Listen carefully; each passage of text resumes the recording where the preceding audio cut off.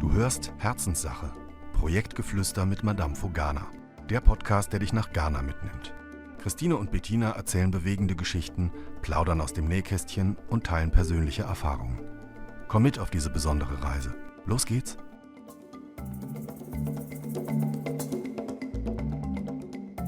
Hallo ihr Lieben, herzlich willkommen zum Podcast von Madamfo Ghana. Ich bin Bettina, heute ohne Christine, aber mit einem ganz speziellen Gast.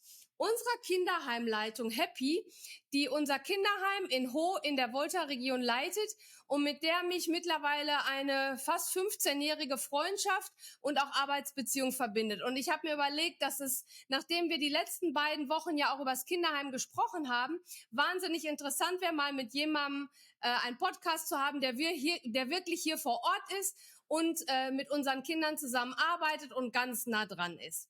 Happy, you are welcome. I just introduced you to the audience in Germany, told you who you are. And you know, the past 2 weeks we had a podcast about the home and my perspective and the child trafficking and what is it. Yeah.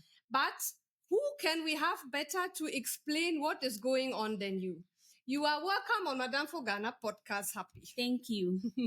Happy, I would like you to introduce yourself. Maybe you can let the audience know, like, who are you? You can share from your heart. What you don't want to share is fine. Okay. Let us know who you are. Who is Happy? All right. My name is Happy Jamesi Afun, and I'm 38 years old. I've been with Madamfo for the past 13 good years, and these children are dear to my heart and the hearts of all the staff here in Hope Children's Home. Yeah. So as you heard, Happy is with me for a long time, but I was thinking, let's start earlier. You know, we love to have guests. The people know me, what I'm doing here, but you are Ghanaian. You are born here. You are raised in Volta region, and you are a witness also to the system. You have your own life, your own challenges, your own victories, and I would like to get the Germans to understand maybe how, let me say, an ordinary Ghanaian. We are all ordinary people on this earth, but an ordinary Ghanaian, a lady like you, how did you grow up? What were your challenges? You know, going to school. We want a peek inside of the normal life in Ghana. So let me start with, if you would like to share with us, where were you born? In which region of Ghana? Okay. So, Ghanaian by nationality and born in the eastern region, a village called New Tafo. I grew up there, spent 8 good years there. Right after that, I have to move on and stay with my uncle here in the Volta region. So he actually groomed me, brought me up, and here I am today. Okay. So would you mind if we go a bit more into the details? So you said you've been born in Eastern region. That is the region that is on the side sharing border with Togo. And it has also a border on the Atlantic Ocean. So your family, if you want to share, what was their profession? What were your parents doing? What was their profession? Yeah. My parents basically are farmers. And growing up in a typical village like that was really difficult. I have to go through a whole lot. Basic education was a challenge to me. And based on that, I have to move to the Volta region where my uncle who really helped me, assist me to get to that level of education. So looking where you said growing up in the village was not easy. You know, sometimes we tell people like our school feeding program, how difficult it is to even get food on the table. So would you like to share a bit? Let's say you are 5-6-year-old girl. You just started primary 1. How does an ordinary day look in Eastern region by then? How did your day look? At that age, 6 years, I have to follow my parents to the farm. You know, that's their basic source of income. And you have to work, on the farm for some hours when you get back from the farm, you don't even have time for education. And then having the 3 square meal was also a challenge that time to us. Me and my siblings, it was really a tough time for us, if I can recall. Getting the resources for education, that's my parents assisting me, was a great difficulty. So coming down to Volta region was a plus to my life to make it better. Mm. So what time did you get up in the morning? You said you are going to farm. Yes. So as early as 3:30, you have to wake up because the farm is very far. You have to walk for several miles before you get there. And then 6 years, your parents, they need your assistance. So when you go, you have to support them on the farm, carry firewood on your head. So be a bit more detailed. You know, our audience are Germans and everywhere in the world, but basically not everybody is familiar. What were the typical tasks for you on the farm? Yes. So on the farm, I have to assist my parents. If we actually planted sugarcane on a large scale, so my parents will have to cut it down and I have to collect it. And the dangers involved, I can't explain. Really, we're exposed to serious hazardous things that it could even affect me. But I had no choice at that time. I really need to assist them. So I have to pack the sugarcane. Sometimes they cut it into pieces and I have to carry it on my head, walk for several hours to the market to sell it, assist my mom and sell it. So you woke up around 3:30, then you walk to the farm. Yes. Then you do the work on the farm that was needed, like weeding or harvesting. Yes. And then from there, you go to the market. Yes, please. So the market was in your hometown, or you have to use a car to go to the market? You have to walk. You walk to the farm, you walk back, now you head towards the market and then make sure you sell it. Okay. And you need to help your parents bring their money home. Yeah. So that means if the whole family is not helping, it will be very, very difficult to survive. Yes, please. How many siblings did you have, or do you have? We're six. You were six? Yes. 6 children and your parents. And I was the fifth child. You are the fifth child. Yes, please. Do you remember or recall why? And you are a girl child too. So now everybody is advocating girl child education. We have to do something for the girl child. But that is like, we are aging. That is like 20 years ago or even more than that. Yeah. So by that time, I think girl child education in Ghana was not at the forefront of people's mind. So what brought you, with the help of your family and your uncle, why were you chosen? You had 6 siblings. How did that go? Yes, so I recall my parents were like, you are too young. You have to stay back and let your elderly ones go to school and have to just endure that for several years. And then when I was 8 years, my father was like, no, it's time for you to start basic education now. Whilst others are going, I didn't get that opportunity. And my uncle knowing very well that, no, this is a girl child growing up, even though the education, we are not exposed to it like that, he believes we need to start from somewhere. So I need to come down to Volta region and start from the crèche. So as young as 8 years, where my colleagues were ahead, like class 4, I was now starting basic school at that age. Wow. Yes. So for our audience, sometimes I have to explain it. They are not familiar. So Happy was 8 years old and she went to crèche. That is nursery. That means like 1 or 2 year old. That is how she started. So she was the far eldest in that environment. And just to make a quick chipping in, that is what we also have sometimes here right now. Maybe later when we talk about our traffic children, we have children that are 14 or 15 years old, but they want to go to primary school. That means a child that is 15 or 14 will school with a child that is 6 years old. So basically that was your destiny. Yes. Yeah. Yes, so you got the chance. I think if I remember well, and if you want to share a bit, you love your uncle and your auntie here in Ho very much. I had the opportunity to meet them and see how Happy grew up with them. They made me part of the family. So you came from the eastern region all the way to Volta region and then to Ho. You came from a village. Ho was a town, although by that time also not fully developed like how we are having it now. What was do you remember? You were small, you were 8, but can you share your view? You coming to Ho, how was that for you? It wasn't easy, especially separating you, a young girl, from your biological parents and from your siblings was a big challenge. Coming to a place that you don't know. I wasn't even familiar with my uncles as well, with my uncle and the wife, the family as well. But there was a goal. I also wanted to be in that uniform as a girl child to achieve my goal. So I was stable with it.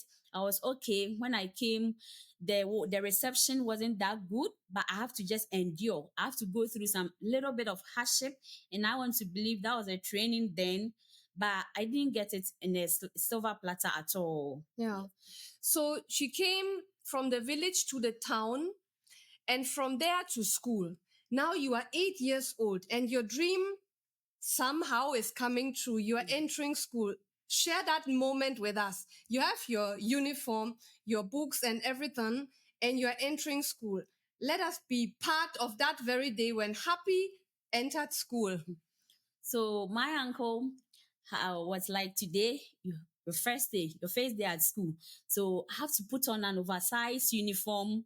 And then with my school bag and stuff, I was like, yeah, this new experience. So I really enjoy it. I was like, I have to be in this and I need to quickly go to school, go and see new families as well. So when I went to the school the first time, not a comfortable environment because I was so new. But the fact that I saw others wearing the same uniform as I do, I was like, this is where I want to be. So you were part of a new group because Yes. the uniform makes you part of something. Yes. This is how you felt. Yes. And how was the academics? Do you remember? Did you find it easy? Were you eager to learn, or were you like, sometimes my son is like, oh mama, I have homework, I'm not interested. How was that for you? Oh, not having the basic knowledge or the basic foundation strongly, I really struggled at where I started it from. And then learning how to write was even difficult for me. I can't even hold pen and write as normal kid. But in a class, others had that opportunity. So mingling with them and then trying to be like them was very difficult.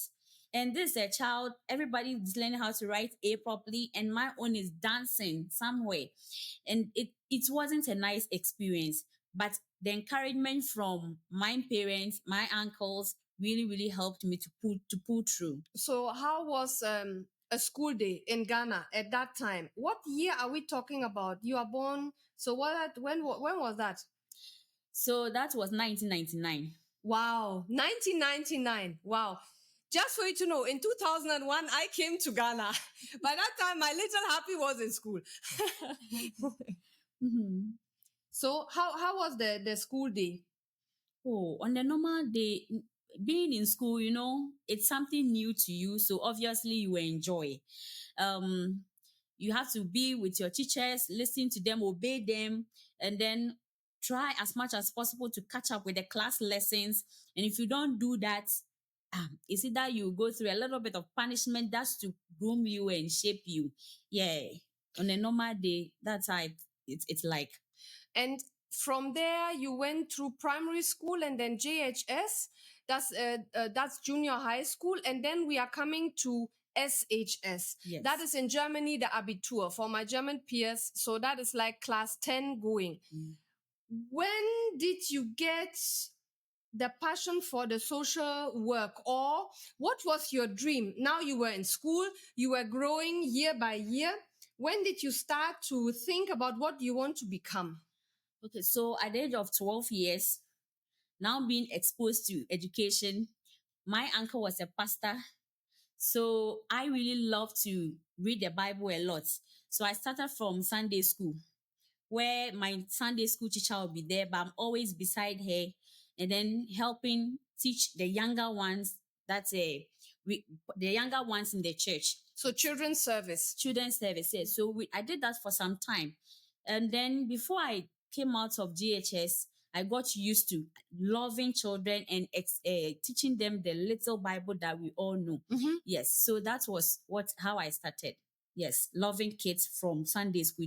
I developed the passion from Sunday school. So there was never like, oh, I want to be an engineer or maybe a painter or a nurse, right? Like this was like inside of you, developed through church, and that is what made you feel like I want to do something with children. So how did your path then develop? JHS, then SHS. Let's follow Happy when she was 15, 16, 17. Yes. What happened to you? So when I left GHS, I had to continue in the senior high school, that is Sunrise, where I was able to get a role model. My teachers, my administrator was so good to us. He has also passed through certain difficulties in life. So he shares what he went through, and then we students, we also learn from it. And being in the secondary school, this has really shaped us, most of us, including me. I was like, this is not the end. I have to really fight and then meet my level. And in SS in Ghana, you have to learn a lot. It's bulky. Being in secondary school, a whole lot. If you are not ready, you can't be in that class. So if you are the shy type, you are the slow type, it will be difficult for you to catch up. And being a village girl, coming out of the basic level, then from to the GHS and now to the senior high school, I grew up a little bit. So I was comfortable. I was okay. Plus the advice I got from my teachers really, really helped me. Okay. So all this while, from primary to SHS, were you able to see your biological parents, your real parents, or they stayed in the village and you also stayed in Ho? Was there any relationship you could have with them? No, I can only see my father the whole year, maybe once. Okay. Yes, once. Especially during the holidays, I would have to travel there and then quickly come back. Okay. And then day visiting wasn't that frequently. I lost my dad at GHS, senior high school. Mm-hmm. That was when I lost him. Yes. Okay. Yeah. So looking at the opportunities through your uncle's help were given to you. So SHS, at a certain point, you have to choose what is the next step for you. So which courses did you choose in SHS? Because I know in Germany, you have to choose certain courses for your direction to go. Yeah. So where did you had a passion for the children? So what happened? What happened next? Yeah. So I did general arts. And in general arts, you are exposed to different subjects that once you leave that circle, you can move on to the university. So my experience there, in the family of my uncle, we had a hearing impaired one child. That's I was able to learn sign language from. So even in the secondary school, I normally practice the sign language a lot. So right from the secondary school, I went to the university and I was able to practice that sign language there too. And it was through that sign language, the department of, I studied the course social welfare and then had my internship with the department. Later on, I had to help the regional director do the sign language translation and help the hearing impaired. This is how it all started. I mean, the big show itself started. Okay. So sign language is something that is very, it's like a treasure. When you can do this in Ghana, not so many people can do it. And especially by that time, we are now 2025. We have this, this more available now, not even all over. But by that time, it's like you started with a skill that was very dear and a very good resource to also communicate with people who cannot hear. All right. So that is how you got to know the social welfare department. Sure. And what happened next? So whilst I was in the department, actually doing my internship, I had no clue that I'll be working with the real vision children. I had no clue. I was like, right from there, I'll be a journalist with my sign language. That was the plan. So I plan to further do my master's with it and then help the hearing, the people who cannot hear by translating to them. So whilst I was doing my internship at the social welfare department, I met Madam Bettina Langrafe. She came there with one. Which is me. Yes. He came there with the late director, Mr. Emmanuel Stevenson. And then they were like, we want to establish a home in Volta region. You know, that conversation wasn't mine. I was just doing my internship there. But after their conversation with the regional director of social welfare, my director was like, you see the group that came, they want to establish a home in Volta region. And would you be interested in working with children? I said, I was, but now I don't know. I want to do the sign language. He said, no, think about it. The next day, Madam Bettina visited again, and she was like, hey, lady, that young girl, please come. What's your name? And I'm like, my name is Happy. Said, oh, okay. Would you want to be the mother for my children? And I said, mother, this is 23 years old, and I don't know anything about children or being married. But she was like, I see you as the mother of many children. So you will be the mother for the children. He said, go and think about it. I was actually running away from it. So later I have to go and talk to my uncle about it. There is this beautiful lady that came. She said, I have to be a mother for her children in Ghana. He said, are you really sure about it? And I said, yes. He said, Happy, are you old enough to be a mother? So later on, Madam Bettina and then Mr. Emmanuel visited again. And this time she was certain that you work in Madamfo. And this is how far we've come. So this is Happy's side of the story. So my side is that I came with Ima to the social welfare. We've spoken about how we founded the home in the 2 other podcasts. So please, if you haven't heard the podcast before, you have to listen to them, where we are explaining about the child trafficking. I have this conversation with Christina, how the children's shelter in Ho came to happen. So my side is that I was seeing Happy in that social welfare environment in the social welfare director's office in Ho. And I was like, wow, I saw her, and I'm being a woman, she being also a woman, younger than me, fine, but nevertheless, I felt there is a certain connection. Yeah. Also, I was quite mostly at the time surrounded with men in leading positions, and I'm like a thriving for the girl child and then equality. Women, we have to move. Friends, we really have to move. Mm-hmm. So I saw Happy, and I was like, wow. We had conversations. I remember we had a chat and we talked about the vision and the children, and we also discussed what is really going on with the social welfare challenges at the lake. We spoke about Pando and all the areas she has been seeing and what she witnessed. So I was like, yeah, this one, she's the one. And then also people around me were saying, no, she's too young. Yeah. She doesn't have children by herself. And at that age, nobody will respect her. Your home is going to be big. The shelter, you have a lot of rescued children from the child trafficking, and then you want a young girl like that. And I was like, no. No one can take me from that path. If she wants to be the director for the home, then I think that is what we have to make happen. Yeah. So I remember that conversation, and I told her, and as she was saying, she also accepted it. And since that time, that was when? 2010. That was 2010. 2010. Now this is 15 years ago. Hey, we have to have a celebration.